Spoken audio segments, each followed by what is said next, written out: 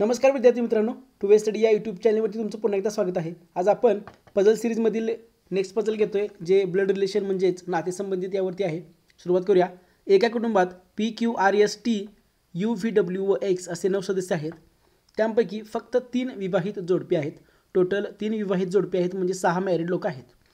P हे U आणि V चे आजोबा आहेत। कंडिशन आपण जी वाचतोय ती लिहून घेऊया। P हे U आणि V चे आजोबा आहेत म्हणजे इथं 3 जनरेशनचा एक डायग्राम होऊ शकते असे आपण एक पॉसिबिलिटी म्हणू शकतो। Pला कोणतरी मुलगा किंवा मुलगी असणार आहे आणि परत त्यांना U आणि V हे मुलगा किंवा मुलगी असणार आहेत आणि P हे कोण आहेत तर आजोबा आहेत म्हणजे P हा पुरुष आहे। Xला फक्त 2 मुले आहेत। दुसरी कंडिशन आहे Xला फक्त 2 मुले आहेत। X आहे याला 2 मुले आहेत। R हा Xचा जावई आहे। आता R हा जर Xचा जावई असेल तर Xला एक मुलगी असणार आहे आणि त्या मुलगीचं लग्न हे R सोबत झालं असणार आहे तेव्हाच R हा Xचा जावई होणार आहे। ओके, नेक्स्ट कंडिशन बघा। W हा Pचा मुलगा आहे आणि Sचा नवरा आहे। W जो Pचा मुलगा आहे, बघा इथं P पण आहे आणि इथं पण P येतोय, आपण साईडला लिहून घेऊया कुठेतरी।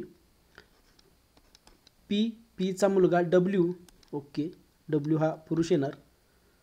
W हा Pचा मुलगा आहे आणि Sचा नवरा आहे म्हणजे S आणि Wचं इथं लग्न झालेलं आहे। S ही स्त्री आहे। U ही R ची पुतणी आहे। आता U ही R ची पुतणी आहे याचा अर्थ इथं R आहे बघा, म्हणजे Xचा किंवा ची जी दुसरा मुलगा किंवा मुलगी आहे तिची किंवा त्याची ही मुलगी असणार आहे। पुतणी आहे म्हणजे U ही स्त्री आहे। बघा मी कंडिशन कशी हे केलेली आहे। U ही R ची पुतणी आहे।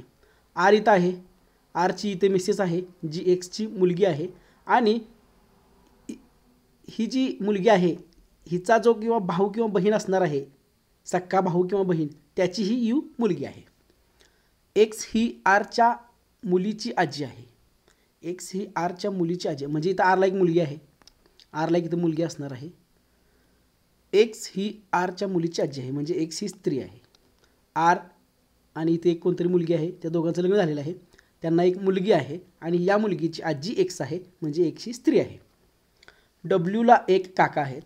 W इथं आहे, इथं P आहे, Pचं जेंडर आपल्याला इथे दिलेलं आहे बघा, पुरुष आहे। P हा पुरुष आहे आणि काका आहेत म्हणजे इथं एक कोणतरी पुरुष आहे जो Pचा भाऊ आहे। Q पुरुष नाही, Q पुरुष नाही म्हणजे Q स्त्री आहे। U आणि V सख्खे भावंडे नाहीत। आता इथं एक मोठा ट्विस्ट आहे बघा, U आणि V जर सख्खे भावंडे नाहीत म्हणजे ते चुलत भावंडे आहेत। चुलत भावंडे आहेत याचा अर्थ V इथं यायला पाहिजे, कारण P हे U आणि V चे आजोबा आहेत। U आणि V चुलत भावंडे आहेत म्हणजे U आणि V ची पॉसिबिलिटी फक्त इथं येते। आता ह्या बाकीच्या कंडिशन आहेत त्या आपण ह्या एका मोठ्या डायग्राममध्ये पुट करूया। आता ही जी मोठी डायग्राम आहे ती मी काढून घेतो खाली।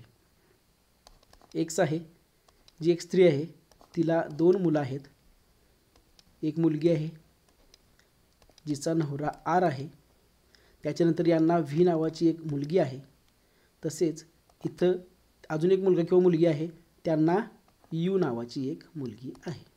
चला ही कंडिशन आपली झालेली आहे लिहून। Pला एक आता ही कंडिशन आहे बघा, इथं P, इथं पण P आहे, इथं पण P आहे। Pला एक मुलगा आहे W आणि Wचं S सोबत लग्न झालेलं आहे आणि ते कंडिशन होती बघा, त्यापैकी फक्त 3 विवाहित जोडपे आहेत, फक्त 3 आहेत म्हणजे W आणि S हा एक झाला, एक जोडपं झालं, हे एक जोडपं झालं, हे दुसरं जोडपं झालं, R आणि ही कोणतं असणार आहे ते R, आणि तिसरं जोडपं जे असणार आहे ते असणार आहे X आणि P, तेव्हाच ही जी डायग्राम आहे ही PWSची इथं बसू शकते बघा। ती कशी बघा, X आणि Pला जर आपण नवरा बायको जर म्हटलं, X आणि P नवरा बायको जर झाले तर Pला एक मुलगा आहे W, तो इथं येऊ शकतोय W मुलगा, आणि त्याची बायको S आली इथं। पुन्हा Wला एक काका आहेत म्हणजे Pला एक भाऊ येणार। आता ह्याच्यामध्ये चला ओके ठीक आहे, Pला कोणतरी भाऊ येणार आहे, ही डायग्राम झालेली आहे, ही झालेली आहे आपली कंडिशन। Q एक स्त्री आहे। आता इथं स्त्री कुठे बसू शकते तर स्त्री फक्त इथे बसू शकते आणि राहिलेला जो T आहे तो फक्त इथे येणार आणि ही आपली फायनल डायग्राम आहे। आता कंडिशन वाचून बघूया सॅटिस्फाय होतात का बघूया. फक्त 3 विवाहित जोडपे आहेत. हे एक जोडपं आहे विवाहित, हे एक आहे आणि हे एक आहे. 3 जोडपी विवाहित आहेत. Condition satisfy. पी हे यू आणि व्हीचे आजोबा आहेत. यू व्ही इथं पी यांचे आजोबा झालेले आहेत बघा. पी आणि एक्स नवरा बायको आहेत. त्यांना ही 2 मुलं आणि यांची हे 2 मुली आहेत 2 आणि पी हे त्यांचे आजोबा झालेले आहेत. एक्सला फक्त 2 मुली आहेत. एक्स आणि पी नवरा बायको त्यांची 2 मुलं. कंडिशन सॅटिस्फाय झालेली आहे. आर हा एक्सचा जावई आहे. आर एक्सचा जावई आहे. ओके. डब्ल्यू हा पीचा मुलगा आहे.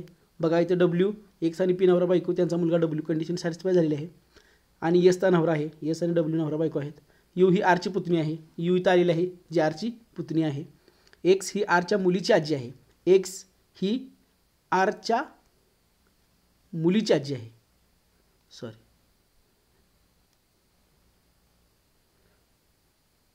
ओके बरोबर आहे. एक्स ही आरच्या मुलीची आजी, आरची मुलगी व्ही आणि एक्स ही त्यांची आजी आलेली आहेत. डब्ल्यूला एक काका आहेत. डब्ल्यूचे वडील पीचा भाऊ टी हे त्याचे काका आलेले आहेत. क्यू पुरुष नाही, क्यू इथं स्त्री आलेली आहे. यू आणि व्ही सख्खे भावंडे नाहीत. यू आणि व्ही इथं चुलत भावंडे आलेले आहेत. ही आपली फायनल डायग्राम आहे. याच्यावरती तुम्हाला 2-3 सोपे क्वेश्चन विचारले जातात. फक्त ही डायग्राम ड्रॉ करण्याचंच एक मोठं आपल्या पुढे आव्हान होतं, ते आपण पूर्ण केलेलं आहे. जर काय प्रॉब्लेम असेल तर कमेंटमध्ये कळवा आणि व्हिडिओ कसा वाटला ते सुद्धा कमेंटमध्ये कळवा. धन्यवाद.